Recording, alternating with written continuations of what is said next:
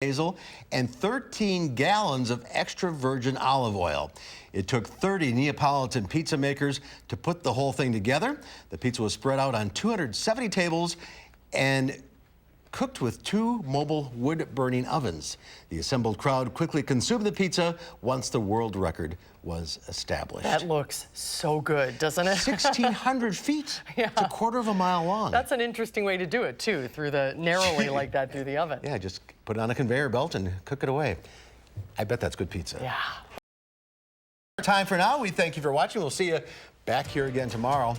News 3 at 5 starts right now. And right now at 5, the jury has been selected for the trial of a former Badger football player accused of sexually assaulting 2 women. We're live ahead of his trial. And the CrossFit Games are in town this weekend. How you can participate in free workout classes. From the Channel3000.com Alert Center, this is News 3 Now at 5. Thanks for staying with us at 5, everyone. Eric is off this week. A former Badger football player begins his trial tomorrow after being accused of sexually assaulting multiple women. The trial for Quintez Cephas begins tomorrow, but today we know more about the jury in his case. Amanda Quintana is live outside the Dane County Courthouse with more on today's jury selection. Amanda? The judge, assistant DA, and Cephas's lawyers questioned potential jurors today for more than 2 hours this morning. They brought up a lot of big social issues that could cause a juror to be biased in this case. Now, you may remember Quintez Cephas was accused of sexual assault by 2 women who say they were drunk the night that it happened back in April of last year, and he took advantage of them at his Madison apartment. Cephas was suspended from the UW football team. Jurors were asked today if they're Badger football fans and if they believe the idea that athletes, like celebrities, can often feel entitled. Quintez is not, Bill Cosby or any of these. He's a unique individual, and there are a unique set of circumstances here that you would have to analyze. Cephas's attorney brought up the term jersey chaser today, suggested someone could want to be with an athlete just because they're famous. Jurors were also questioned about their support of the Me Too movement and specifically the slogan, Believe Women. They also talked a lot about race today, talking about if there is an all-white jury, do they think that there would be a verdict that would be impacted of the verdict. So there are 14 jurors, 8 women and 6 men, and all of them do turn out to be white in this jury. All right, Amanda Quintana reporting live from downtown Madison. Thank you. An investigation is underway after a baby died in Green Lake County over the weekend. Deputies say they received a report of a 14-month-old girl who wasn't breathing on Saturday. Officials say a man was at his home along Highway 44 in the town of Manchester when he tried backing up a wagon in the barnyard and ran over Hannah Miller. The little girl was taken to a medical center in Berlin where she was pronounced dead. The sheriff's office said the investigation is continuing, but charges are not expected. Authorities in northwestern Wisconsin say 5 people are dead after shootings at 2 separate homes, including the suspected gunman. Chippewa County Sheriff's officials say the deputies responded to a 911 call about a shooting at a residence in Lake Hallie Sunday night and found a man and a woman dead. 2 other adults were rushed to the hospital with gunshot wounds. Deputies went to a residence in the town of Lafayette to notify the family of one of the people found dead in Lake Hallie, and there they found 3 additional people dead of gunshot wounds, including a man, a woman, and a boy. Authorities say the person suspected in both shootings is among the dead. People living nearby described those involved as friendly. Very normal family, I'd say. It wasn't anything weird going on around here. They never seemed to have family problems or anything like that. The names of those killed have not yet been released. A judge has denied bond for a man charged with tampering with a rental vehicle used by two missing Wisconsin brothers. Garland Joey Nelson made his first court appearance via video today and was denied a request to be released on bond. Nelson is charged with tampering with a motor vehicle used by Nick and Justin Diemel from Bondwell, Wisconsin. The brothers were in northwest Missouri to check cattle for their business when they disappeared July 21st. Nelson was arrested Friday. Charging documents allege he abandoned the rental truck the brothers were using in a commuter parking lot after the brothers went missing. Officials say the case is a death investigation but have not located the brothers' bodies. No other charges have been filed. Let's get a check on the weather now. Meteorologist Chris Reese is out on the weather patio. Chris? Hey, we've got plenty of sunshine out there now. What a change from the way the day started with the clouds and the rain over the area. But hey, it feels good out here. Temperature-wise, we're at 83 degrees, which has been our high for today so far. Those winds still coming out of the north and west at 10 miles per hour. That's working to usher in cooler, drier air as we go through tonight and then through the next couple of days. Dew points are still in the 60s for us, so it's just a little humid out there, but it gets better, folks, and it's going to continue to get better in time. Janesville at 84 right now. Take a look towards the north and west. That's where some of those temperatures are a little bit cooler. We see a little bit more in the way of the upper 70s showing up, and more is to come from that direction. Doppler track does show all the showers and thunderstorms moving away from us now. Any lingering rain over parts of Michigan, and here is the sunshine filtering in behind that cold front that continues to sweep on through. Folks, as we go through the rest of the evening, plan on more sunshine taking over, temperatures staying comfortable, and if you have a chance to see that meteor shower tonight, it's going to stay clear for that as well. We'll have the full forecast in a bit. All right, Chris, thank you. The Sauk County Sheriff's Office says a 7-year-old girl has died after being hit by a truck at Jellystone Park in the town of Delton. Deputies say a 76-year-old man was driving through the camping area Sunday morning when he reached the top of the hill and hit a girl in the road. The girl was pronounced dead at the scene. Authorities say speed was not a factor in the incident. The sheriff says the accident remains under investigation. The Madison Police Department has released photos of two men suspected of stealing more than 100 rent checks. Officers say the checks were stolen earlier this month from the office of Greenbrier Village Apartments on Randolph Street on the city's west side. Anyone with information on the identity of the suspects should call Madison Area Crime Stoppers. The city of Madison is looking toward the future when big changes are coming, like the annexation of the town of Madison and the potential to redraw voting districts in 2020. A task force is hoping to get more input from residents about projects coming to their neighborhoods, and Rose Schmidt explains what they're asking you to do. Rose? Yes, well, there's a new city survey that asks whether changes should be made to make local government more accessible, particularly for people of color and people who are low income. A task force on government structure was created a year and a half ago to ask questions like what are the barriers to people who live in Madison going to city meetings and getting more involved. For example, when there's an affordable housing project, the people voicing their concerns could be neighbors, but not actually the people who would live in that new complex. Possible barriers could be lack of transportation or lack of childcare. What we find statistically is that people who live in the neighborhoods of our city where those are indicators are not well represented on the city's boards, commissions, and committees right now.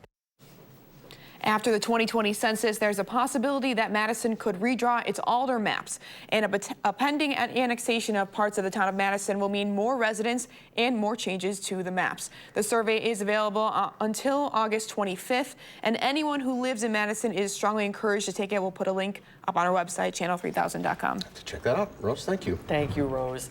For the second year in a row, the Reebok Fit Barge is offering free fitness classes, athlete appearances, and social gatherings from sunrise to sunset throughout the CrossFit Games. To participate in a fitness class, you must pre-register. Classes include yoga, CrossFit, bar, and HIIT. The CrossFit Games are a huge economic boost, as you know, for the local economy, but it definitely comes at a price for those who are coming from Madison out of town. Our Jamie Perez takes a look at what some people are paying to stay here. One lift. The CrossFit Games bring some of the strongest athletes from all over the world, thousands of fans, and millions of dollars to Dane County. spending $12 million in direct spending. Part of that $12 million comes from hotels. Some hotels charge about the same rate as normal to make themselves competitive with other going rates. The average room rate here for the Hotel Indigo would probably range anywhere from, you'd see probably $180 to about $240, $250. But others charge 2 to 2.5 times their average rates. Prices at the Sheraton during the games are $200 to $400 a night compared to the $250 average you might see this time next month. At the Holiday Inn, prices right now about $200. This time next month, about $120. The Edgewater averaging around $320 right now and $120 to $200 a night on a regular week. It's right up there with some of our biggest events, World Dairy Expo, CrossFit Games. It's larger than Ironman. Hotels also adjust their prices based off of Airbnb. In fact, there's still availability in a lot of hotels here because of how many people are going for the cheaper option. Airbnbs around Madison right now are less than half the price of many hotels. A spokesperson for the company said the 2019 CrossFit Games appears as though it will bring the most Airbnb guest arrivals ever in Madison. Normally the CrossFit Games is like 10 to 15,000 rooms between camping, Airbnb, and hotel. We want to be competitive in the market, but also we know that when people come to the city, compression, like supply and demand, it does drive pricing up a little bit. The demand for hotel rooms will increase as we get closer to Thursday when the games actually start, so hotels and Airbnbs all expect to fill up by then. We welcome all the athletes to Absolutely. Madison. It's going to be an exciting competition. Jamie, thank you. Sure.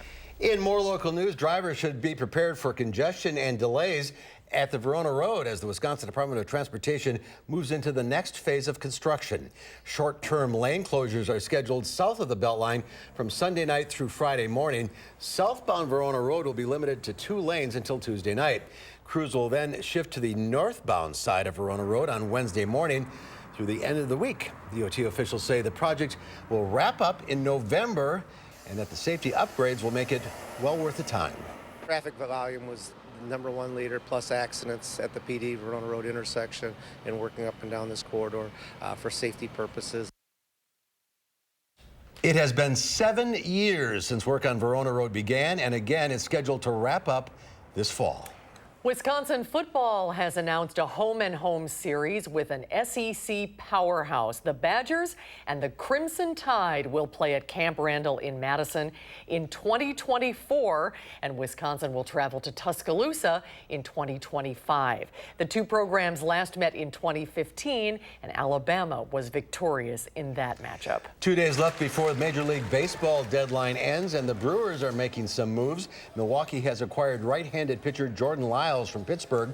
In the deal, the Brewers sent minor league pitcher Cody Ponce to the Pirates. Lyles may sound familiar to Brewers fans. He pitched 11 games as a reliever for Milwaukee last season. Well, there's more to come on News 3 Now at 5. Up next, 2 children are among the victims shot at a California food festival. We'll tell you what we're learning about the suspect. And then coming up tonight on News 3 Now at 6, the target of one of the many car break-ins in Madison talks us through what happened, plus what police suggest we do to prevent being a victim. And on Wall Street today, the Dow Industrial is up 39 points. The NASDAQ, however, was down 37. The S&P 500 lost 5. We'll be right back.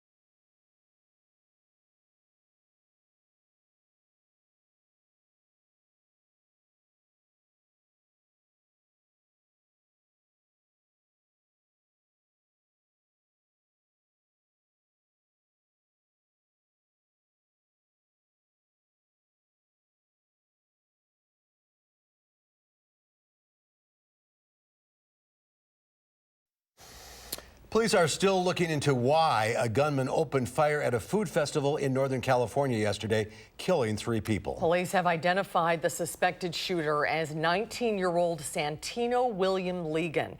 They say he was armed with an AK-47 assault rifle when he snuck into the Gilroy Garlic Festival.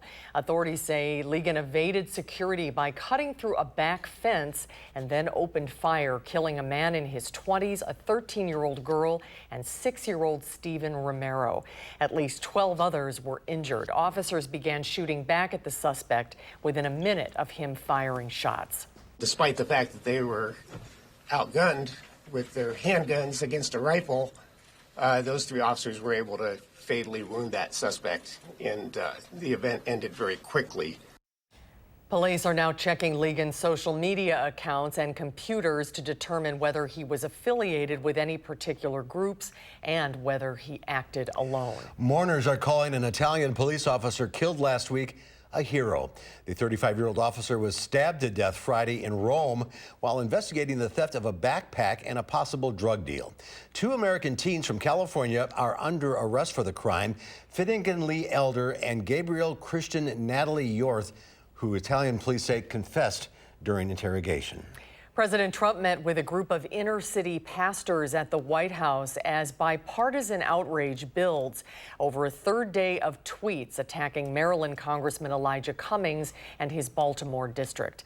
Cummings is the chairman of the House Oversight Committee, which has launched numerous investigations into the Trump administration on conditions at the border, White House security clearances, and the president's financial dealings. Maryland's Republican Governor Larry Hogan spoke out against the tweets in a local radio interview. The comments are just outrageous and inappropriate. Enough is enough. I mean, people are just completely fed up with this kind of nonsense. Do you believe that President Trump is a racist? I find that hard to believe. It's on all sides. It's on all sides. Most of what you hear on the other side is criticism of the president. In a statement to CBS News, Congressman Cummings said, "I will not be distracted from doing everything I can to uplift the lives of the people of Baltimore." White House Chief of Staff Mick Mulvaney says the tweets represent how the president acts when he feels attacked. Meanwhile, surrounded by September 11th survivors, responders, and their families, Trump signed into law an extension of the September 11th Victim Compensation Fund through 2092. The money benefits first responders who became sick from deadly toxins while searching the rubble for victims after the 2001 terror attacks. Last week, Congress passed the bill to replenish the fund, which was running out of money, forcing the fund's administrator to slash payouts. Let's get a check on the weather now. Meteorologist Chris Reese is here with the forecast. Nice summer evening out there, Chris. Yeah, absolutely. Things have been very beautiful in the weather department now that the skies have cleared out for us today. Temperatures still managed to make it into the low 80s for highs for a lot of folks. Madison made it to 83, Janesville made it to 84, and then Camp Douglas topped out at 79. So some of us did stay a little bit cooler, but get this. Our cooler high today was still 2 degrees warmer than normal. I think we're going to switch that as we go through a couple of days this week. We started things out at 71. Normally would start out at 61. So this warmer than normal pattern has continued to stay in place, even though we've had some cool downs come on through. So that should tell you generally just how warm things have been overall. Temperatures are still mainly in the 80s for us right now. Winds are coming out of the west and northwest. That northwesterly wind, that's going to usher in cooler weather along with drier air in time. And we'll talk about that drier air in a moment. Today, those temperatures are already a little bit cooler than they were 24 hours ago by 3 degrees here in town. It's 5 to 6 degrees as you work your way over towards the Mississippi River. And then here are those dew points. A lot of places are into the low 60s. Some mid 60s dew points do begin to show up as well. But let's look at the upper Midwest as a whole. Once you get towards Eau Claire, the Twin Cities, Morris, Brainerd, those dew points are into the low 50s. This is the air that's being ushered in by that northwesterly wind. So look for the humidity to continue to drop, folks, as we go through the week. It's going to feel good. The rain showers that we had this morning continuing to move on out of here as well. A lot of that's focused more so over Michigan now, and that will continue to push away towards the south and east. What you're looking at right here is actually the cold front, and that cold front will continue to move away from us as high pressure takes over in time. And it's not just going to take over for a day or 2 days. It's going to be taking over all week, folks. This is why we have such a beautiful forecast in store. The only thing we're watching is once this starts to move to our east, we get in on a southerly wind. That may add a little bit more in the way of humidity for us and a little bit more in the way of warmer temperatures. But for now, things are cooling off. And speaking of cooling off, overnight tonight, look for those lows to fall down into the upper 50s. Tomorrow will be another cooler, comfortable day. 12 o'clock, lunchtime. Eat outside if you can. We'll see those temperatures right around 69, and then we'll top out right around 76 degrees. I can't rule out a few decorator clouds tomorrow at all. Some of them may be in place. We'll cool down towards 56 tomorrow night, and then warm up to the mid-70s for those highs again as we move into your Wednesday. But here's the temperature trend over time. We're going to cool down, warm back up towards the weekend with that southerly wind, and then we'll cool back down again with another cold front that will arrive towards next week. But folks, the pattern as we go through the next 8 to 14 days is likely one that will actually skew below normal somewhat. We just have to give it a little bit of time to take hold. But for now, enjoy this 10-day forecast, folks. Plenty of comfortable temperatures, comfortable days, and only one day with a rain chance out of our entire forecast. Now let's focus on traffic. A lot of folks starting to head on home. This is the Beltline at Park Street. You're certainly seeing some slowdowns as you run into Beltline construction. Traffic is moving anywhere from about 15 to 35 miles per hour. There is one accident reported on the Beltline. This is going eastbound at Old Sauk. That's causing some delays as you go back towards University and Airport Road. A lot of that is improving for us, so that's good news. Also some slowdowns on the Isthmus as well. Just take it patiently, folks. Get home safely, because of course we'll want to see you here again tomorrow. Guys. All right, thank you, Chris. Ahead on News 3 at 5, the new way cyber criminals are using your phone to get a hold of your information and money. That's after a short break.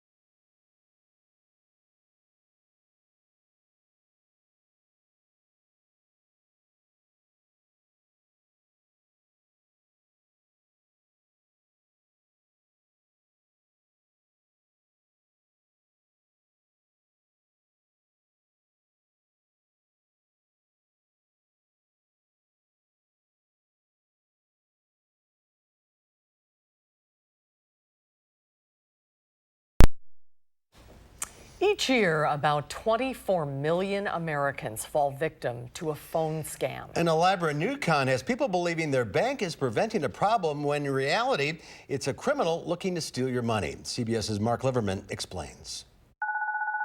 Candace Terrell says it started with a simple text. Did you attempt $2,900 on a card? Notifying her about potentially fraudulent activity on her bank card. Then seconds later, her phone rang and the person calling said he was with her bank. We're here to help. You know, we've caught this pretty quickly, so let's go ahead and put a stop on this card, freeze it. He had her address and the last 4 digits of her card. Even the number on her caller ID matched her bank's number. Candace didn't see any red flags that it was a scam. He said, I'm going to transfer you over to an automated line. It's going to prompt you to enter your PIN number. As soon as she did that, the con artist had access to her account and took out $2,300. They can actually spoof a number, make a fake number appear to make you pick up the phone. Cybersecurity expert Scott Schober says scams are getting more sophisticated. He showed us how easy it is to download a spoofing app and pose as my bank. It should make the phone call to your phone there. And there it is. And there it is. And there's the number. Exactly. So it appears right now, you think that, ooh, that's my bank. And it just spoofs you. Which is why Schober says the best thing you can do is question everything. Know your bank and how it handles fraud alerts. Candace's bank did reimburse her for the stolen cash. Now she's warning others so they don't fall victim to this scam. Mark Liverman, CBS News, New York. Very scary. Yeah, And it Chris is. will have a final check of the weather when we come back.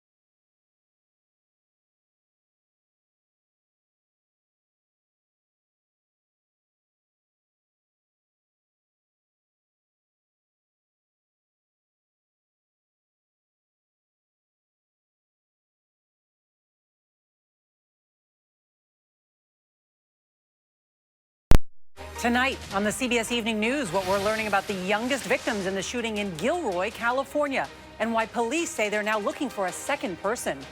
After 2 babies die in a hot car, what parents should do so this never happens again.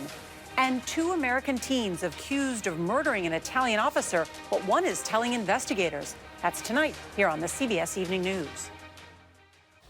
And the weather is nice and getting better. Yeah, it's going to be a mostly clear, very comfortable night. Look for those lows to fall into the upper 50s.